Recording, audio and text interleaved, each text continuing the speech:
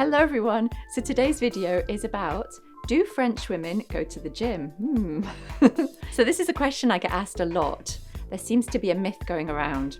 So in this video, I'd like to share 3 things about the way in which French women stay in shape and work out.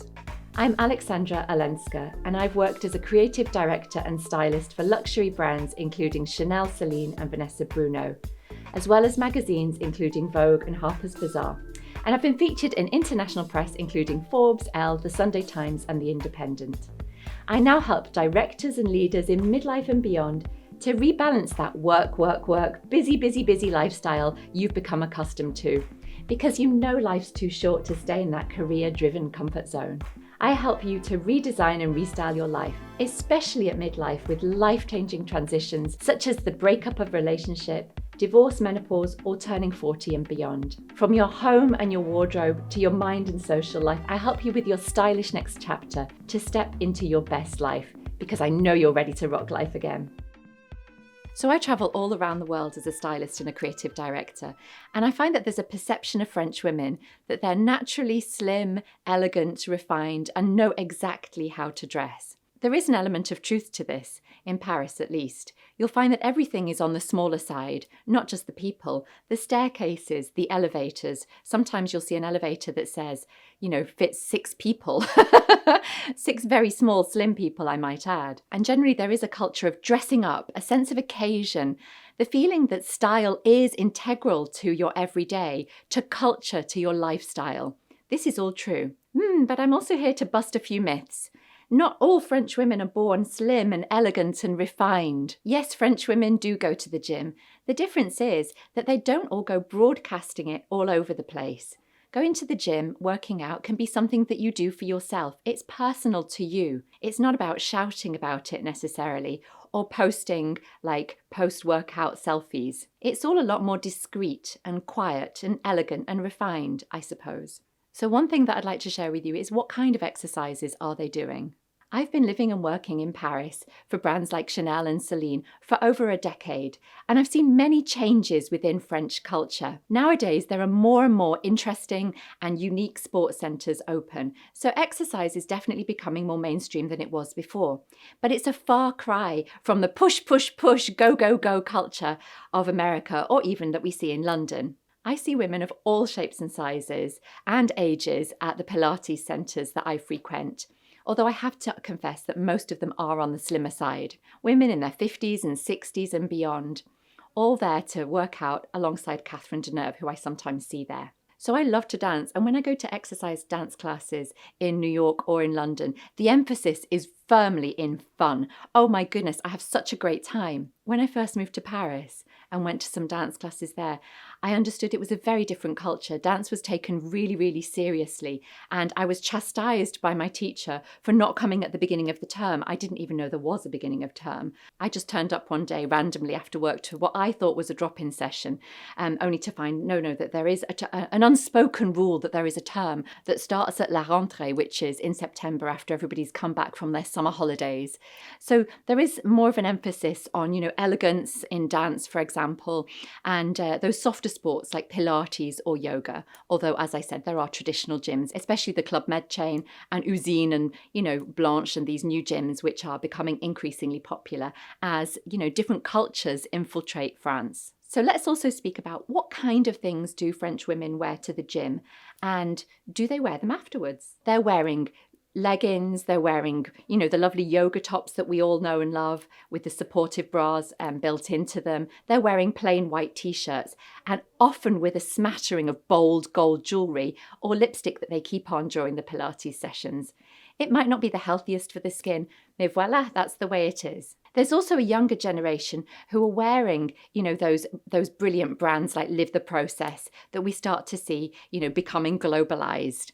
And there's a few French brands as well, like Ernest Leroy, that I'll link down below, where they do these beautiful all-in-one catsuits that sort of take tradition from traditional corsetry, although they're very soft and flexible, of course, nothing like real rigid corsets. It's just an inspiration. So they almost feel like a bit like couture catsuits, we could say, for working out in. And then you can wear them afterwards as well. Of course, traditionally speaking, French women get changed in the gym and then will get changed after they've been to the gym or to Pilates or to yoga, so that you're not walking around the streets in your gym gear. That would seem inappropriate. Trends, of course, are changing. We all know that there's been a trend generally globally for wearing sneakers with your dresses, for instance, or wearing sneakers on an everyday basis.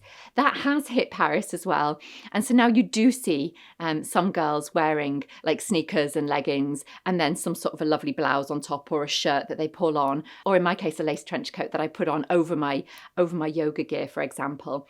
But generally speaking, the tradition is that you would go to the gym, you would put your gym clothes on, and then you would get changed afterwards and redo your makeup afterwards so that you are presentable to the outside world. Remember, in France, style is a sign of self-respect to yourself and to others. So being well presented to the world and to others says that you can be bothered about yourself, that you're putting your best foot forward, as it were, no matter how toned it might be. So although we've got loads of new sort of exercise centres and exciting things, even Soul Cycle, the French equivalent, Dynamo, I think it's called, has come to Paris. The approach is very different. It's a lot less kind of go, go, go, aggressive. And generally speaking, it's all a lot softer. There's a lot of yoga, there's a lot of Pilates. There's a lot more femininity, we could say, in the sports that we see. Of course, there are more traditional gyms as well that are very, very popular.